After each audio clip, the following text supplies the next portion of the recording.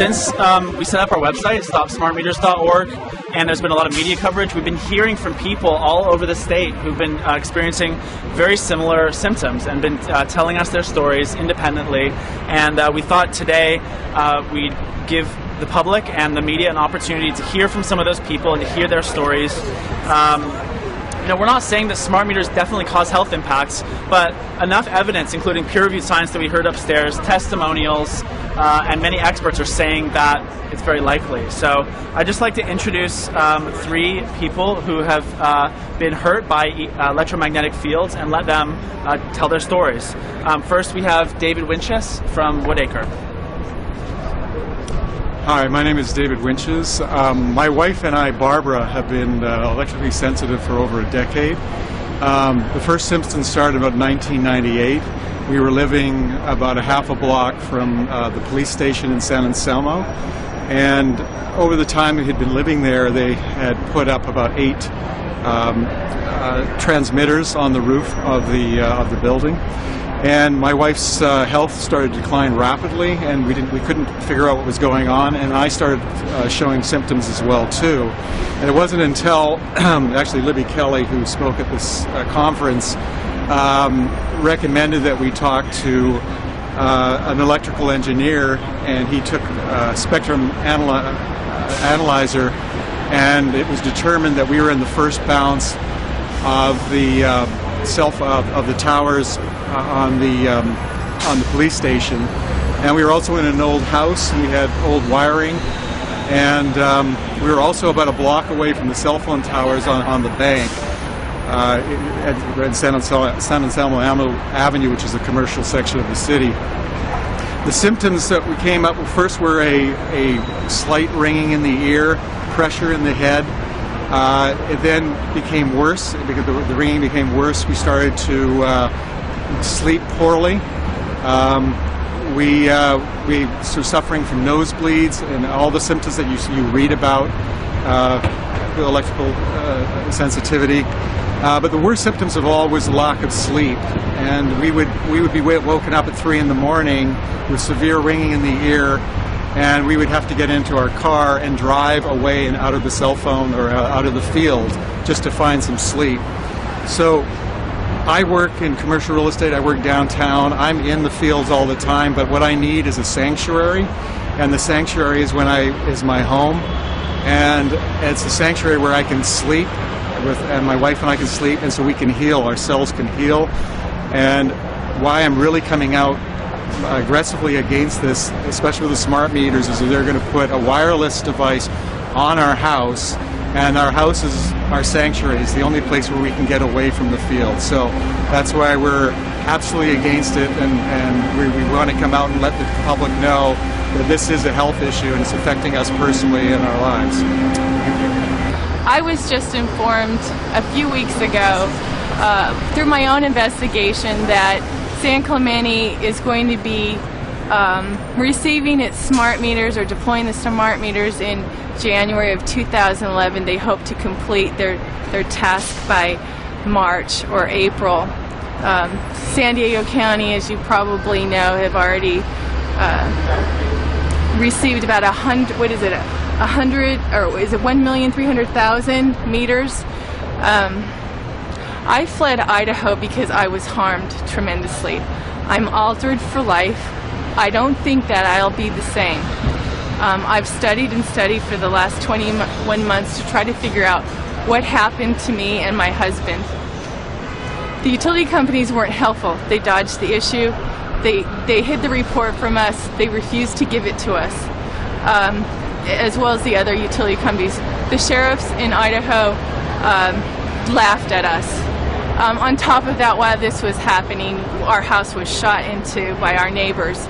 And so we couldn't discern, where's this effect coming from? Is it from our neighbors trying to run us off? Well, what is this? It wasn't until I read Josh's website that I started putting 2 to 2 together and started looking through all my data that I gathered.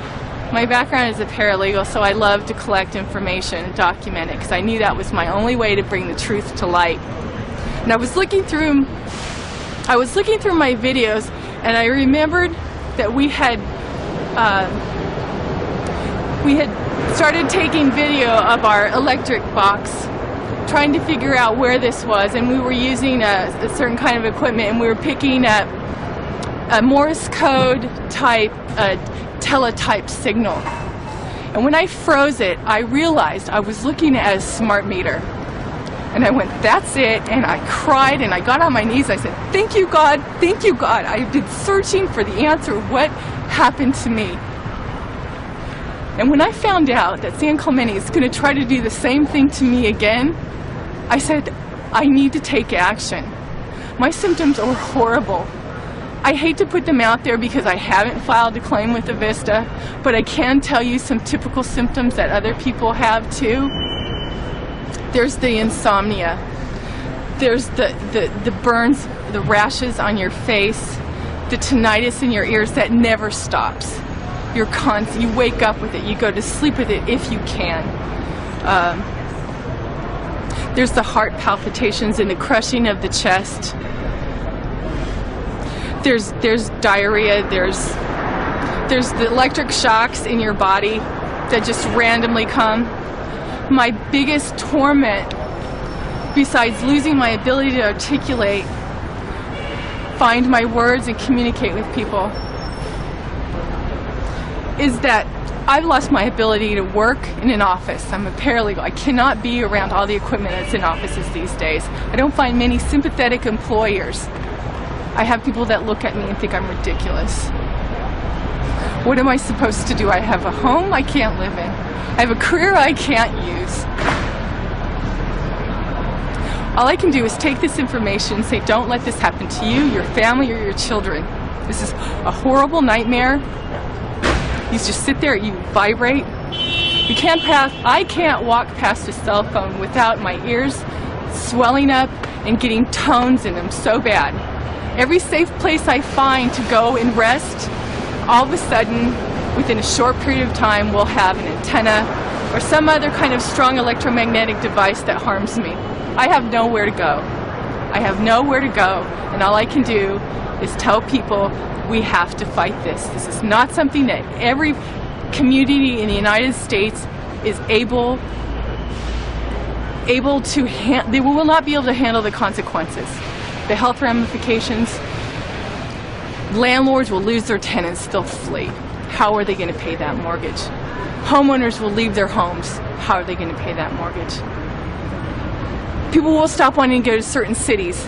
How are they going to conduct business? This is horrible.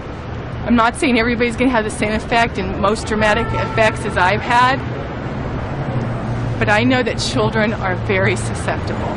Radiation enters their brains so much easier than adults. It passes through their skull. Children are developing. You don't want to interfere with it.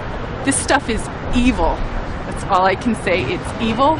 The only people who are benefiting are the utility companies and the medical industry. That's all I can fathom from my small, humble opinion, is that this really serves no other purpose than to line the pockets of the utility companies and the medical industry. Thank you.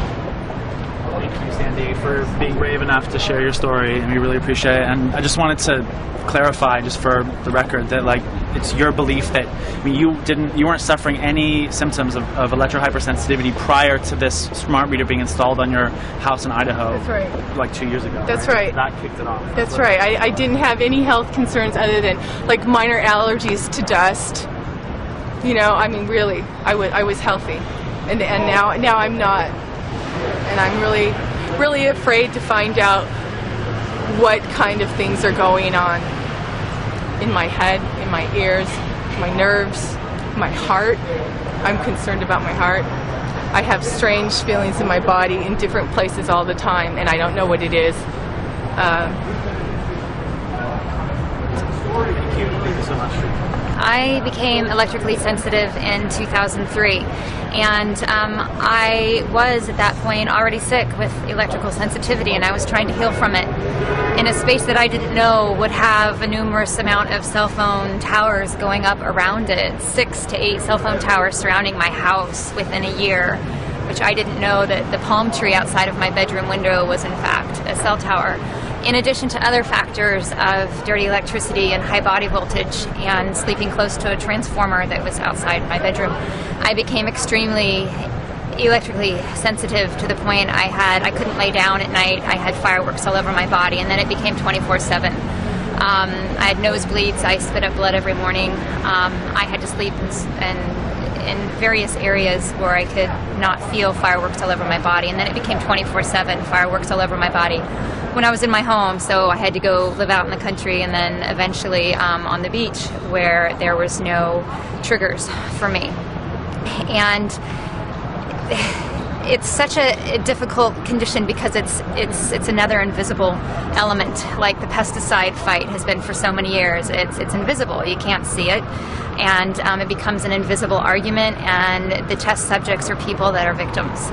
And at first you don't even understand your own symptoms. And what is so scary about this is that there are so many people that don't have a previous medical condition that are getting sick from the hasty, unresponsible, premature deployment of a wireless technology like that of the smart meter. And it really concerns me for myself, the deployment of the smart meters. And it also, yeah.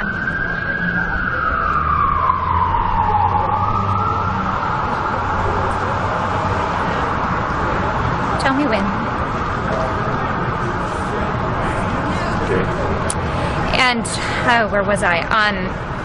You're concerned for yourself. I'm concerned for myself because it's going to change my home environment. I've learned how to manage my home environment to where I choose not to have a router, I choose not to have a cordless phone, I choose not to use wireless or a cell phone, and I can control my haven, which gives me the resilience to be able to manage in the outside world where there is a lot of that element going on. Even though that is difficult in itself, I can't go to libraries, I can't go to cafes. And if I do, it's very quickly. And so what's going to happen when a smart meter is placed on my home, and despite my efforts to control my haven environment, I'm not able to be there either? Does that mean I have to go camp again? Does that mean I have to go live on the beach again? Where I can live in a space where I'm not bombarded by these frequencies that do have physiological impact?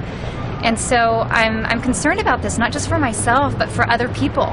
People that are otherwise healthy at this point, they're getting sick. And the vulnerable are getting worse.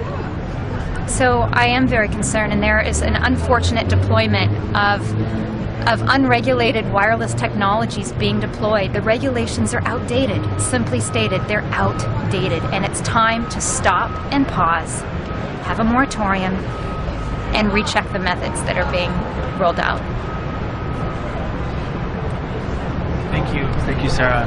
Thank you to all the three of our electro-hypersensitive people for being brave enough to share their stories. And you know, I just want to wrap up by saying that William Devereaux, who was the senior director of PG&E's smart meter program, was caught last week falsifying his identity, trying to sneak into a group discussing these kinds of health impacts. That should be evidence enough that PG&E knows that they have a serious problem on their hands. And if the Public Utilities Commission, whose job it is to protect the health and safety of the people of California, fail to put in a moratorium pending health hearings at the state level, then they will be guilty of negligence, and we will need to take further action on this. So that's it.